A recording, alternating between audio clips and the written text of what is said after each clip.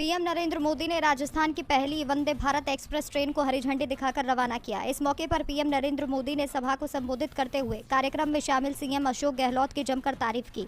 इसके साथ ही कांग्रेस पर तंज कसते हुए कहा कि राजस्थान के मुख्यमंत्री के दोनों हाथों में लड्डू है। आपके रेल मंत्री राजस्थान के हैं और रेलवे बोर्ड के चेयरमैन भी राजस्थान के हैं। जो काम आज़ादी के तुरंत बाद होना चाहिए था लेकिन अब तक नहीं हो पाया। आपका मुझ पर इतना भरोसा है कि आज वे काम भी आपने मेरे सामने रखे हैं। आपका ये विश्वास मेरी मित्रता की अच्छी ताकत है और एक मित्र की खातिर आप जो भरोसा रखते हैं मैं उसके लिए आपका आभार जताता हूं। अब पीएम नरेंद्र मोदी के इस बयान पर सीएम अशोक गहलोत ने चिट्ठी लिखकर उन्हें घेर लिया है। गहलोत ने लिखा, मुझे दुख है कि आपने मेरी मौजूदगी में 2014 से पहले के रेल मंत्री लाल बहादुर शास्त्री, जगजीवन राम, सरदार स्वर्ण सिंह, नीतीश कुमार, राम नायक, ममता बनर्जी, मल्लिकार्जुन खड़गे सहित सभी के कार्यकाल के फैसलों को भ्रष्टाचार और राजनीतिक स्वार्थ से प्रेरित बोलना दुर्भाग्यपूर्ण है। रेलवे का महत्व कम करने का प्रयास तो आपने अपने कार्यकाल में अलग रेलवे बजट को समाप्त कर दिया है।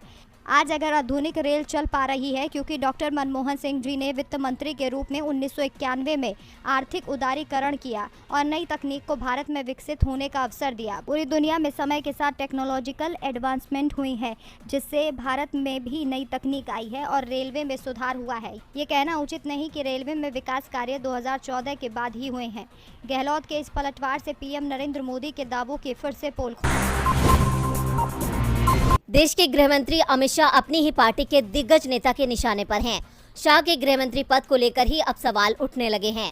बीजेपी नेता सुब्रमण्यम स्वामी ने केंद्रीय गृहमंत्री अमित शाह के देश की सुरक्षा को लेकर दिए गए बयान को गलत बताया।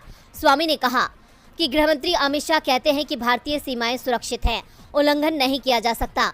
ये सरासर झूठ है या उनकी हिमालयी अज्ञानता है। वह किसी भी तरह से गृहमंत्री बनने के लायक नहीं है।